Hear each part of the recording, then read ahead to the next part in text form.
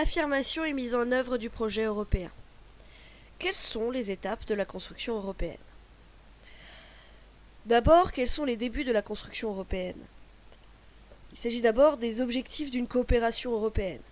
Après la Seconde Guerre mondiale, 6 États d'Europe de l'Ouest se rapprochent afin de préserver la paix, supprimer les rivalités économiques et favoriser le développement.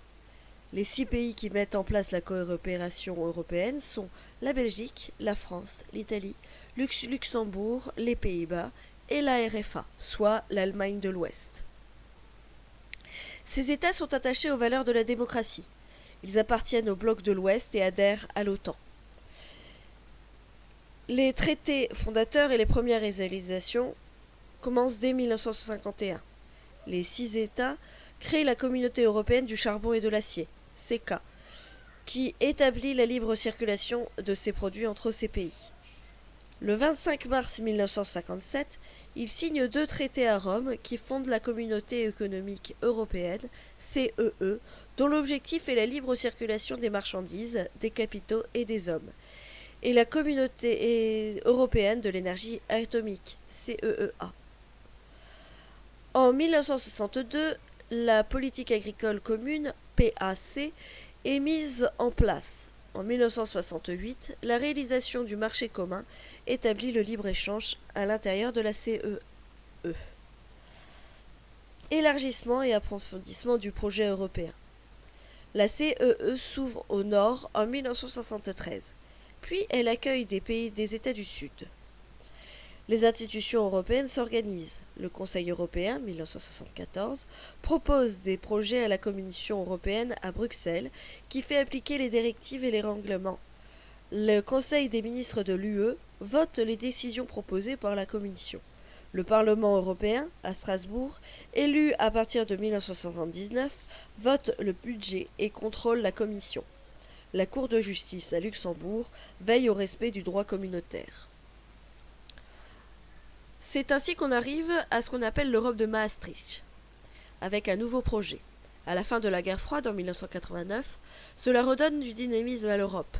Le traité de Maastricht en 1992 fonde une véritable citoyenneté européenne.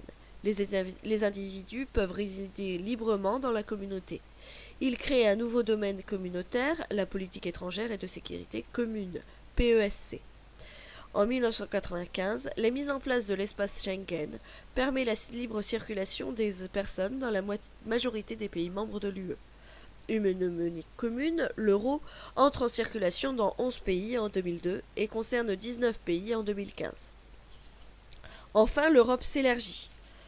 En 1995, l'UE accueille l'Autriche, la Finlande et la Suède. En 2001, le traité de Nice réforme les institutions afin d'accueillir de nouveaux membres. Entre 2004 et 2013, l'UE passe de 15 à 28 membres.